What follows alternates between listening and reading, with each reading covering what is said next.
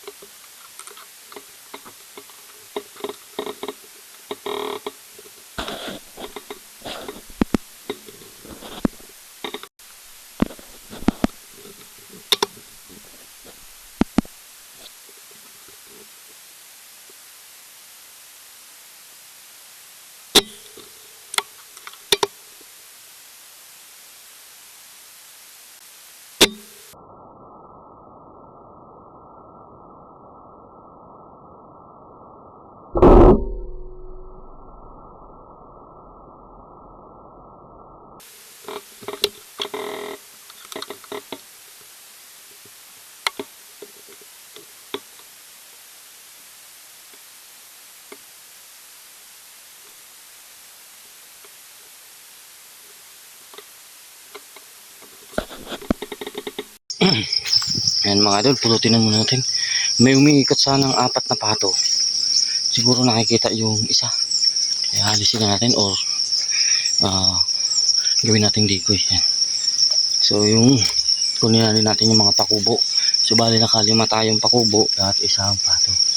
Umiikot sila mga idol. Sayang. Wala dito tubig. Tapos di ko pa nakikita yung number natin yung pato mga idol kung positive. So yung nakuha natin is 5 pakubo. Pero tingnan natin. So unahin ko dito yung 2 pakubo na malapit dito sa damo. Tapos yung nandun sa damo. Punta natin yung pato. Tingnan natin kung nandun. So hindi ko na siya na follow up ng gusto. Ayun. Pero wala naman ako nakita mga idol na lumabas. Stay tuned lang mga idol. Tatawid ako dito baka malubog ako. Ayan. Ayan, nakuha na natin. Ayan. 5. So yun yung isang pato. Yun na ginawa na natin decoy. Hopefully bababa na tayo alas 6 na ata. 5:30. Yung pa sa likod ko yun. Babahan pa nila yan. Simula sa kura natin nasa 112. Pero sa ganitong hangin medyo alanganin. Kaya bis tayo kanina siguro. So mahirap sa NB mga idol mag hold ng wind. So hindi natin masyado kabisado pa yung unit natin ng parts mga idol. Ginag-vision natin. Ito natin kabisado. Inikot-ikutan ko yun dito sa malapit na ito pala sa speaker yun. Pero pag tinignan ko dito parang dyan lang sa kabilang pilapil. Ayan, buti na. Swerte na tayo. 6 na. Ayan. Yung mga idol, station lang. Ulit tayo sa kura. Tawag ulit tayo. Subukan natin yung pato baka magustuhan nila. Diyan sana yung maganda sa may tubig. Sa may damo na yan. May tubig. Kaso yung problema ko hindi ko makita masyado dyan. Baka meron nga ako mga idol nakikita dito. Meron ako natatanaw dito parang 2 batiki. Subukan ko silipin sa scoop. Tingnan ko mga idol. So yun mga idol, hindi batiki. Damo. So yun, dami pa sana mga idol kaninang pakubo. So ewan ko napansin sa camera o sa scoop cam natin nang nagre-record tayo. May lumilipad 2, 3 mga idol na dumadaan sa scoop natin, nahahagip. So yung binira kong 2 sanang magkasunod, yung isa hindi napuruhan. Hindi ko nakalimutan ko yung distance. Basta yung una malapit tapos yung pangalawa kung medyo may distance mga nasa 50 siguro yan. The place mga idol. So nakalipad siya dito. Hindi ko nakita kung bumagsak o ano.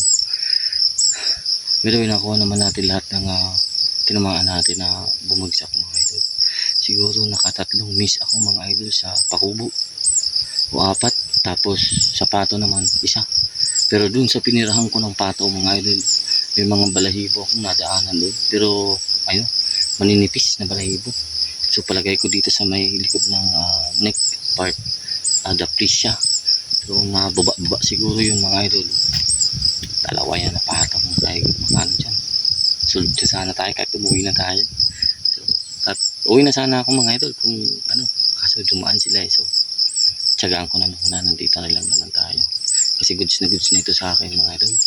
Yan, stay tuned lang mga idol. Sana supportahan nyo pa rin ang ating video mga idol. Ayan. Yes.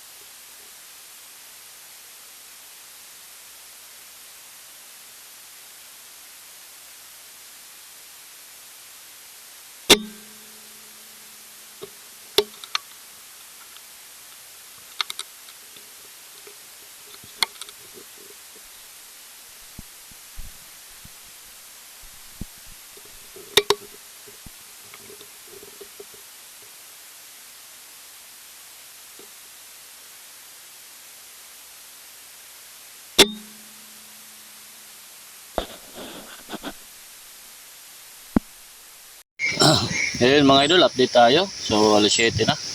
Wala na tayong nakikita mga idol. Wala na rin lumilipad. Pero yung mga uwis, ang dami. Unfortunately, yung uwis mga idol, malayo dito sa spot natin. Tsaka madamo, papunta dun. So hindi natin sila masisilip. Pero nakikita ko sila tumatalon, lumilipad mga idol. Ang maganda sana dun tayo sa kabila. Kaso hindi na natin kabisado yan sa sobrang taas ng damo. Meron kasi dyan mga idol na malalim na mga part na naputik talagang malalim mga idol. So hindi na natin yan kabisado. Dito parte wala. Yung wind natin mga idol is right to left. Yung dapo ng uwis nasa right. So yung speaker natin mostly papunta dun yung tunog. Papunta dito. Maganda sana kung galing sa likod natin paharap yung wind natin. Para yung sa harap ko kasi mga idol sa kabila niyan mga palaisdaan na. Yung mga fish pond, mga abandoned fish pond yung karamihan dyan. So nandyan yung mga patong mga idol naglalagay. So mas maganda sana kung papunta doon para pagtawag natin diretso yung tulog niya papunta doon. Kanina nagkataon lang na umiikot dito mga idol at bumaba kayang madaling araw. 3 piraso. Buti nakakuha natin yung isa. Yung kaninang may liwanag na mga idol na namumulot sana ako umiikot 4. Kaso hindi na bumalik. So umikot lang sila ng umikot. Tinawag ko sana. Kaso nga yung isa nating pato nakabulagta dun sa may speaker sa likod. So anong nangyari? Siguro nakita nila hindi sila bumaba mga idol. Ayun, tinatawag ko pa sana kaso wala na mga idol. Mamaya may mga tao na yan na dadaan dito papunta din sa mga palaisdaan. O tatawid dyan. Doon sa kabila may tubig na rin pero wala rin wala akong bumaba mga idol. Gusto ko pa sana magtambay. Baka ulanin naman tayo. Ayan. So marami sana tayong gagawin mga idol na video. Yung meron tayong itetest na PSP pellet ulit pero binago ni Sir Sam yung head size. So meron na siyang variant ng 5.55. So may mga nag-request ata ng ganon. Then yung mga supply natin mga idol ng PSP so kaunti na lang. So marami din na wiwilit sumusubok. So alam ko natutuwa naman sila. So sa mga gusto magsumubok dyan mga idol, isa lang yung pwede kong masabi. Huwag niyong ipagpalit yung Astro.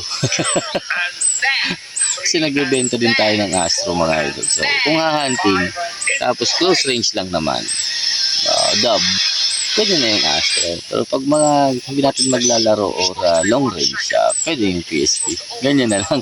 Para para at least may benta pa rin tayo sa Astro 18 mga idol. So yung PSP talaga quality. Hindi ko pa siya nasubukan mga idol actually sa sa chamber nung yung sakto yung mga unresized na local pellets like Astro and Meteor. So wala kasi tayong chamber na pasok yung mga ganong klaseng pellet. Pero sa tingin ko naman sasakto naman siya, kaso syempre kung maluwag, isang advice ko lang sa may mga maluluwag na chamber, itulak nyo ng kahit anong kahoy na makita nyo, itulak nyo, sukatin nyo kung paano kalalim, then subukan nyo iputok na ganun lagi yung lalim nya. Try nyo mga idol kung dun maganda siya. So ganun lang. So may mga naglalaro ganyan yung mga ginagawa nila mga idol. So meron silang pellet pusher kahit naka swing type sila. So kung halimbawa naman may magazine, wala tayong problema sa PSP pellet, saktong-sakto siya sa magazine, and saktong-sakto yan sa chamber pag tinulak ng pellet pusher. So may mga magazine walang problema tayo sa PSP pellet. Doon lang sa mga swing type na medyo maluwag yung kanilang chamber. Ayan, setup natin, nanonood na lang ako ng movie. Ayan, hindi pa. Yan, yung pellet natin. Buo yan kanina. Yan pa yung sobra. Dami pa. So, ano to? 10.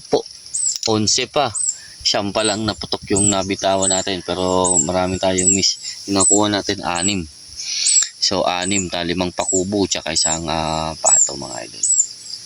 Ayan. Sige mga idol, stay tuned lang. Kung wala na, mga idol, hanggang dito lang tayo mga idol. So again, meron pa rin akong for sale yung Rito natin, mga idol. Binibenta natin yun. PM nyo lang ako mga idol. Then Bozard optic mga idol or Bozard scope. So binibenta, napakaganda ng dalawang yun mga idol.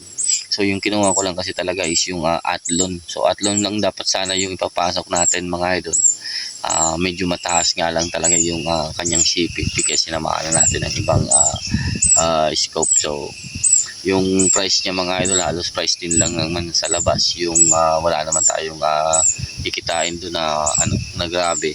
Yun nga lang mga idol, kailangan ko ipasok yun para sayang kasi mga idol yung shipping kung ganun lang yung papasok ko, yung Athlon lang. So ayan mga idol, meron naman tayong meron tayong CF tank mga idol na 1.1 liter mga idol, and isang pirasong 2 liters. So yung second hand ko mga idol na ginamit natin, isang beses pa lang yung nagamit. Pwede ko yung ilabas mga idol, medyo mura sa brand new. Gawin na natin second hand yun kahit isang beses pa lang nagamit. So pwede kong i-release yun sa interested, pwede nyo kunin yun mga idol, yung 1.1 liters yun. Yung 1.1 liters naman, advice ko doon, maganda yung mga idol sa mga tube type or yung CO2 na ginawang PCP, tapos kargahan nyo yun ng regulator para yung output niya papunta dun sa mga unit nyo saktong-sakto lang, lalo na sa mga hindi PCP na unit.